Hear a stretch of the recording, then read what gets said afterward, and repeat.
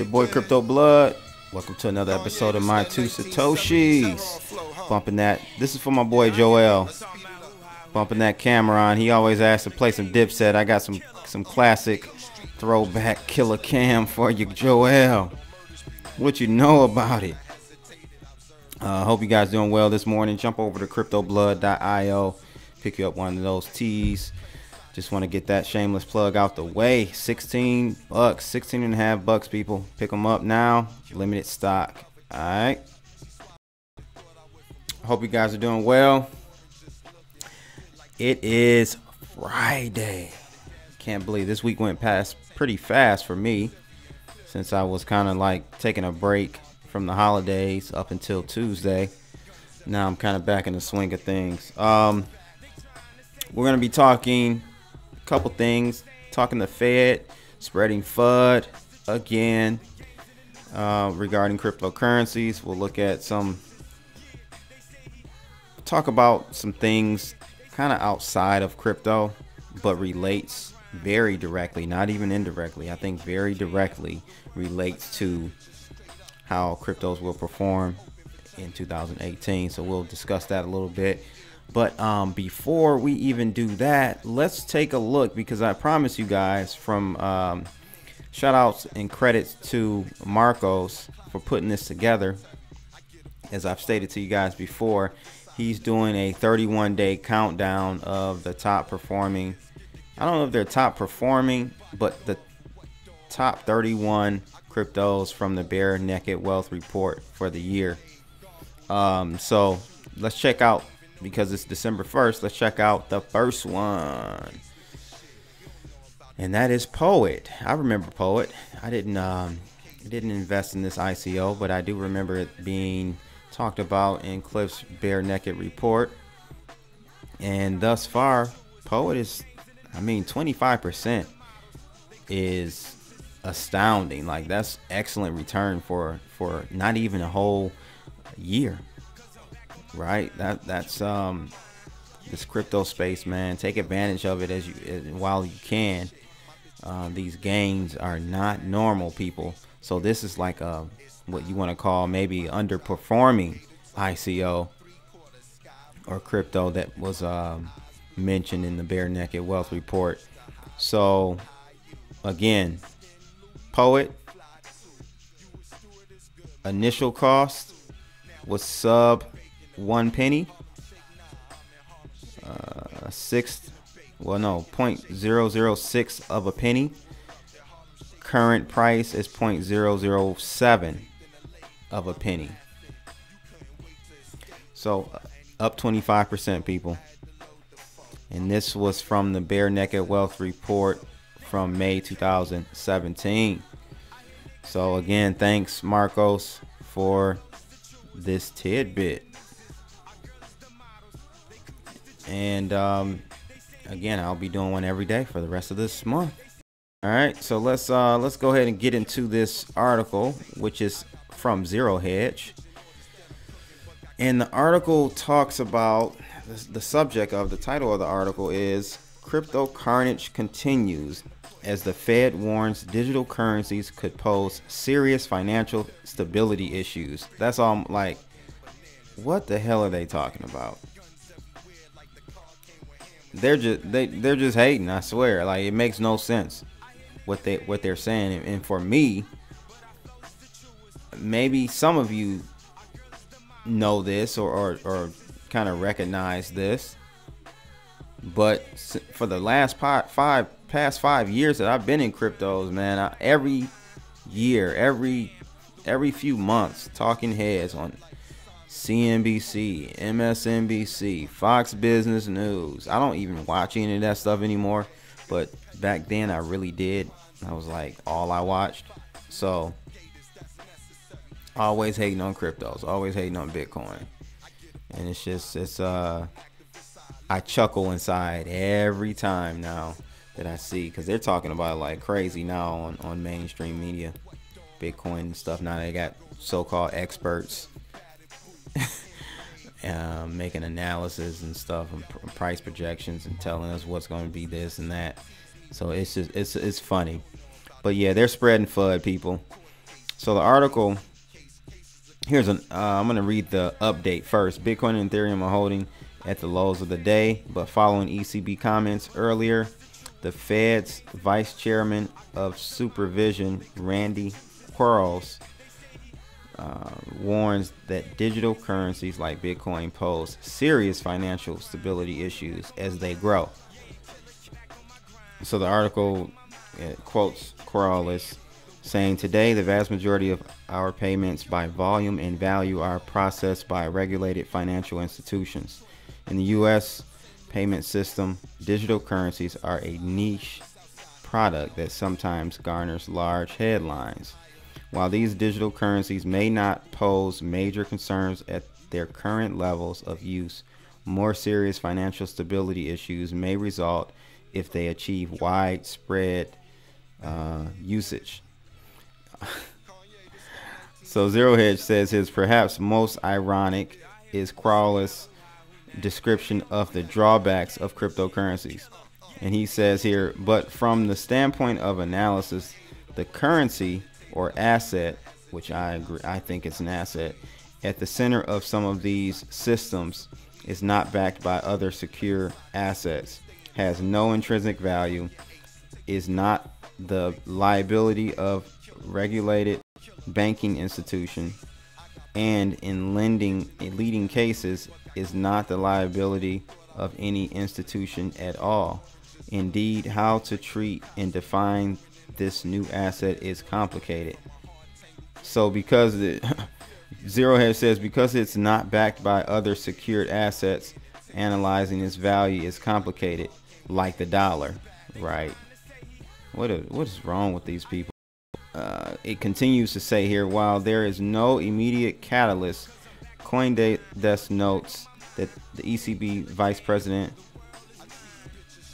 ever eager to talk citizens away from decentralized anything, warned about the risks of investing in Bitcoin at current valuations.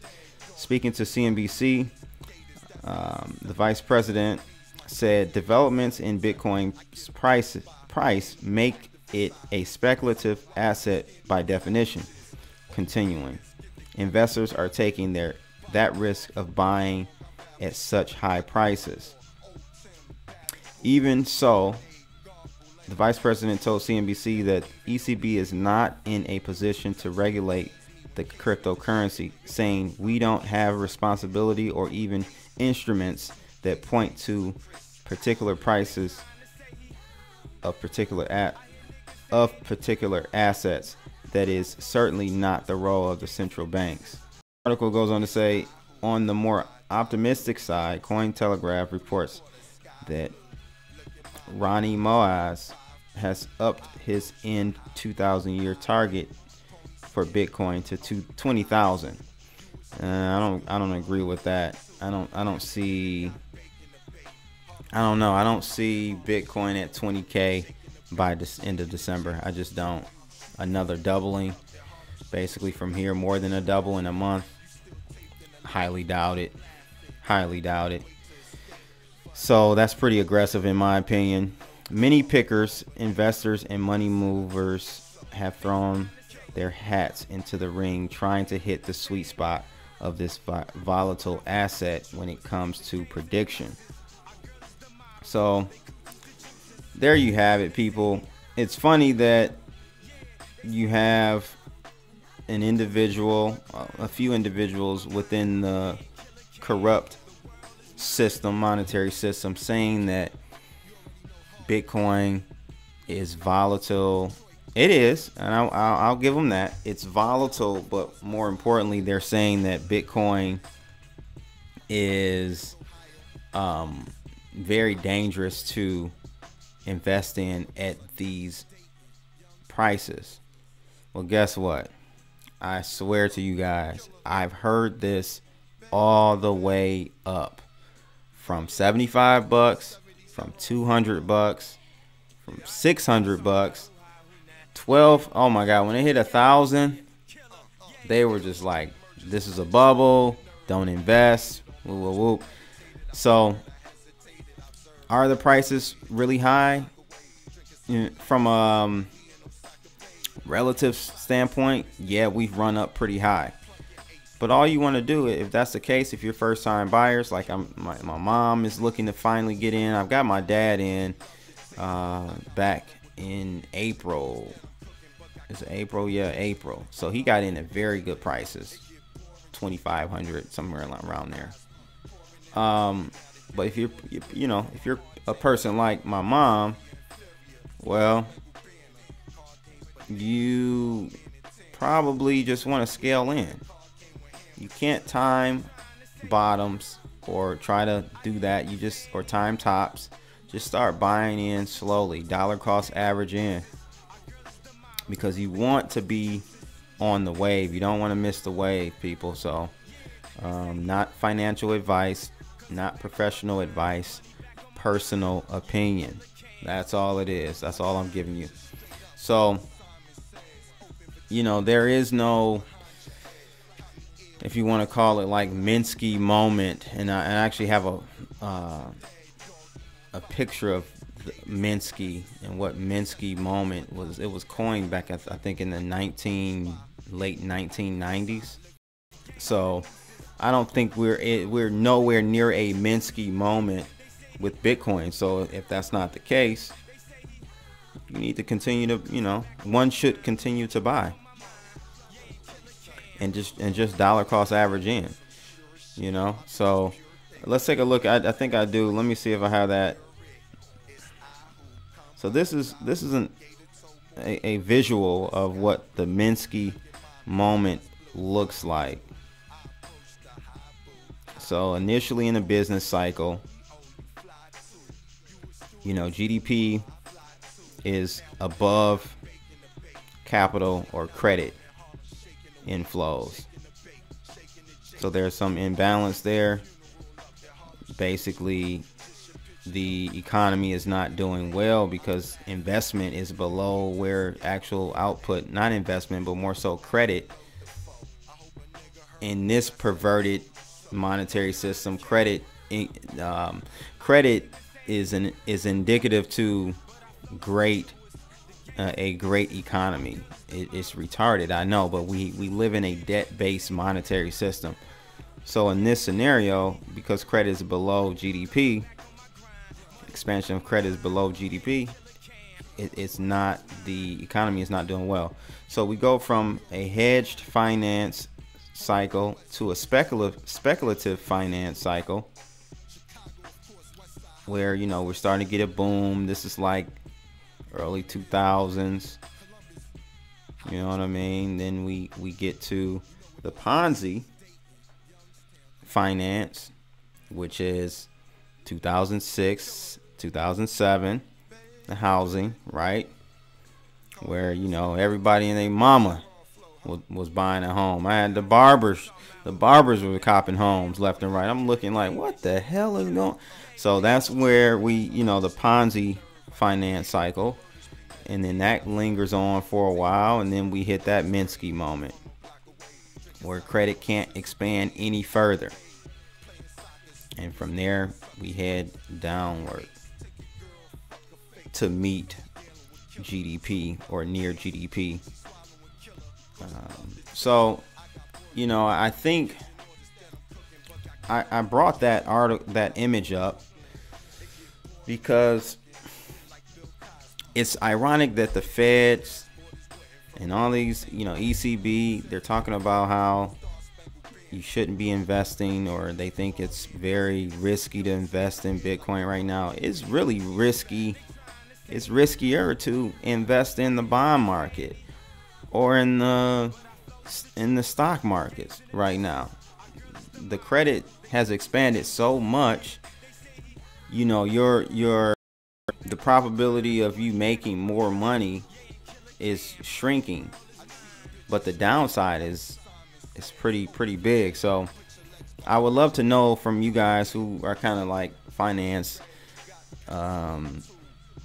geeks or whatnot, do you think we are going to have, and I'm speaking about the equities market and bond market, do you think we're going to have a melt up, or do you think we are going to have a complete crash and reset of prices in the equities market. It can go either way. You know, I personally feel like we're gonna see a crash. It's pretty long in the tooth with this run in the stock market. You know, the Dow Jones is, I think, at like 24,000, somewhere around there. You know, it's long in the tooth, man. So if we see a crash, man, are you gonna see? So what happens is flight to safety is normally what happens. So if we start to see panic in equities, and I'm not even going to talk about the bond market because that's the biggest financial market there is, but let's just talk about the equities. If we see a panic in equities, you are going to see so much capital flying out of the stock market. And where is it going to go? I have to say, even at minimum, if we have at max 10% of capital flight head into cryptocurrencies, it's only going to compound what is going on with, you know, the CME, CBOE, and now NASDAQ in their futures on ramps to Bitcoin. It's only going to compound that. So I personally think that we will have a huge crash in the stock market. And I know, you know, everyone, all the people that we probably all follow, Gregory Mannarino, Peter Schiff, Greg Hunter, Jim Willie. Well, I think Jim Willie actually believes there will be a melt up. But most of the people, the pundits out there, the kind of independent media individuals have been talking about a crash for the longest. And we just haven't seen it yet. So a bull run will last longer than your pockets can withstand. But at some point, and I think we're getting close to that Minsky moment. And that Minsky moment, it may not be credit itself. It may be some external black swan event that occurs that creates a credit contraction, and you see everything just fall apart. And again, I mark my words, when it happens again, like 08 happened. 08, we didn't have a cryptocurrency market for money to spill over into. This time we do. And so I can definitely see Bitcoin being 100,000 plus when this happens. And I you know, next year, possibly. I thought it would be over in 2014, 13. I was banking on that. That's why I was really loading into the cryptocurrencies, because I just knew that the EU was going to fall apart. But, you know, they did some funny stuff with some funny money, and behind our backs, and really papered over everything. There's no way that the EU should be solvent or even exist right now, just to be honest with you guys. The way that Italy, Spain, basically the pigs, the way that they financially or monetarily, their monetary policy is currently, is no reason why they should be in existence. The EU should be in existence right now. But hey, that's just my two Satoshis on it, and I would love to know what you guys think. Are we going to have a melt up in the stock market, meaning it's just going to continue to go up as the dollar loses value? Because you do have to keep that in mind. The dollar is on a daily basis losing value, so anything priced in dollar will increase in dollar value. So we could have that. Or do you think we're going to have a significant crash and see capital spill over into the crypto markets? Please let me know what you guys think. Like and subscribe, and if you do subscribe, click that bell so that you are alerted for every video that CB uploads. Make sure you join us in the Webbot chat room as well, and I will have another crypto for you tomorrow by my boy Marco. So 31 days of cryptos. Awesome idea. I love the Webbot in the community. Best Telegram community in this boy. That's pretty much it, people. It's your boy Crypto Blood. I am out. Holla.